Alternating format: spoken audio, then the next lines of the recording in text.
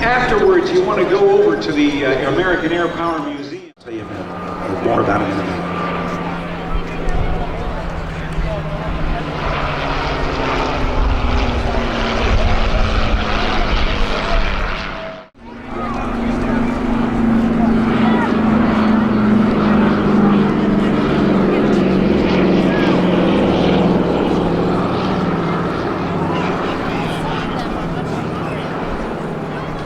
The two 1,200 horsepower motors on the C-47 are radial piston engines. I want you to listen to this. This is the sound of the Merlin.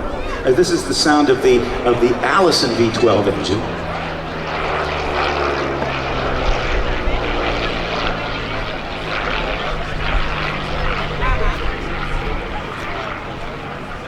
From nothing but what they had in their heads and information they had on a wing design to build a P-51, to build this new airplane, they decided that they could do it in 120 days.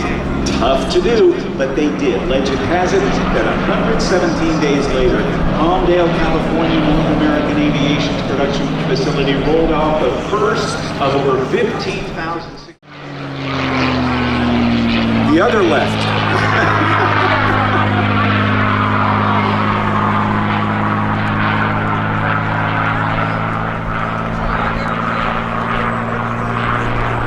With a Packard-built, Rolls-Royce designed Merlin engine generating about 1,700 horsepower, this airplane reached speeds of over 425 miles per hour, and later versions of the Mustang even got up to 487 miles per hour.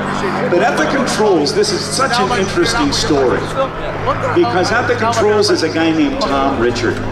Tom is from Sweden. And when he was a teenager, he wanted to do two things with his life. He wanted to fly Warbirds from World War II, and he wanted to race at the National Championship Air Races in Reno, Nevada. And when he was 17, his grandfather gave him $2,500.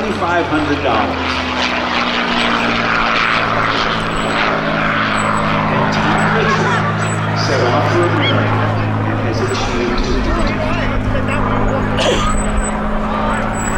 I'll tell you more about this in a moment. More about the airplane, the Mustang. It not only was one of the best fighters of all time, but it was the type of airplane flown by and made famous by the first African-American fighter squadron in World War II, the Tuskegee Airmen.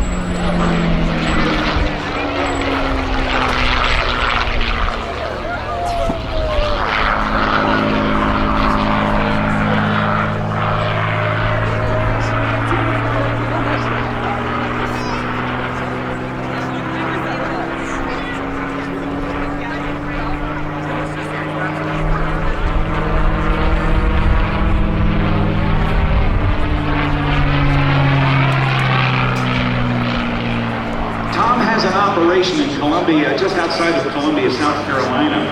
He's moved his Visage aircraft flight school there to a grass strip there, and he gives instruction in Warbirds and also rides in Warbirds as well.